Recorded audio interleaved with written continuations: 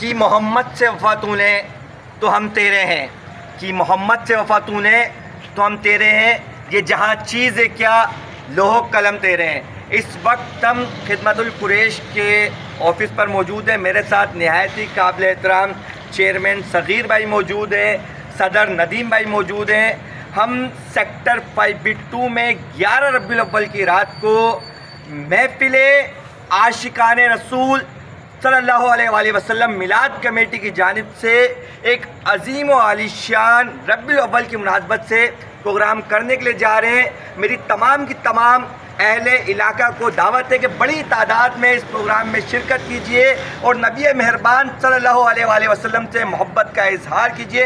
उसी हवाले से हम यहाँ पर आपकी खिदमत में पेश हुए।